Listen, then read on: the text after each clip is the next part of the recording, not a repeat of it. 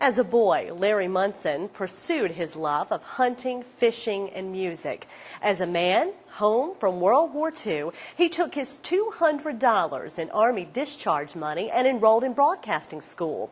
That began a career that would span 6 decades and take him from small-town radio to a pioneer of television fishing shows to the voice of the Bulldog Nation. You pursued music for a while, but ultimately you ended up in radio. Yeah. Tell me about that. You're walking down the street, or you're listening to the radio. I heard a commercial on the radio. For $200, they'd guarantee you a job after 13 weeks. For broadcasting school? Yeah. I got placed early, like 8 weeks or something.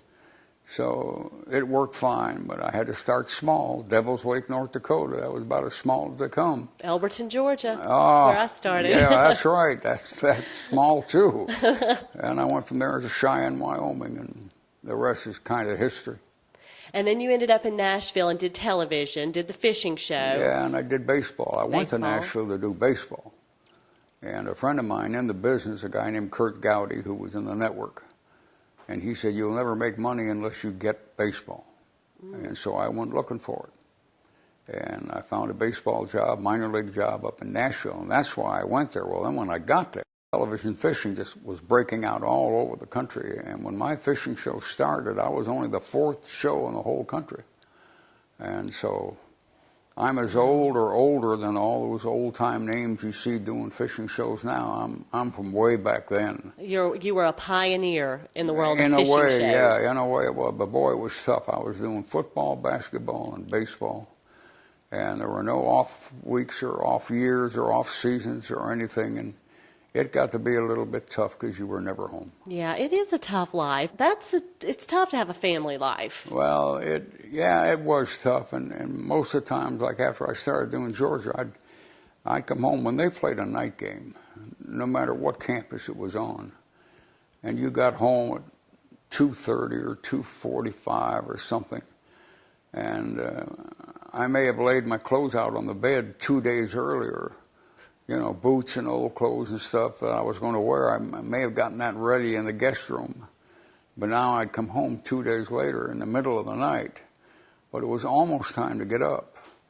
And I'd lie down in that bed and I'd take a shower because I had done a game that day and traveled all day and trying to get home. And now it's time to get up already, and the alarm goes off. It's 3:45.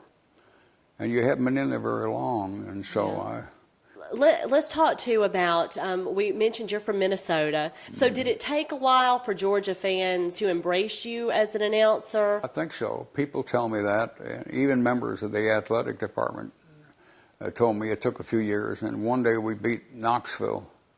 We beat Tennessee in Knoxville. And it was an afternoon game, and it was a day that Tennessee introduced the artificial turf to the Southeastern Conference. And we won it right at the end. We picked up a fumble and scored. And I hollered, with nothing on paper, I just hollered, "My God, Georgia just beat Tennessee in Knoxville." Andy going to take it, give it to Harrison, faked it, Andy Johnson, touchdown Andy Johnson, touchdown Andy Johnson. What a fake! They hit Harrison dead on the 9, and Andy bootlegged to the left and scored. My God, Georgia beat Tennessee in Knoxville. The background of that story is I'd gone up there many times at Vanderbilt, and I'd lost. And I was not used to winning anything in Knoxville, and all of a sudden Georgia beat them. And it just struck me. Well, it struck some of the people down here, too. And a lot of people told me that was one of the first steps. I was not aware, maybe, that I was deep down the totem pole with them. Mm-hmm. And I guess that sort of proved that you were a Georgia boy at heart. Well, maybe so. And you stayed. Your career was 43 years? Yeah, my career ran a long time, and I finally had to come out of the fishing show. I still kept fishing. Mm-hmm. And I have a private lake that I use quite a bit that belongs to another family down south of I-20. And I'm on there a lot, and I take people with me, and there's people down there I fish with. And I fish a lot, and that's the only place I fish.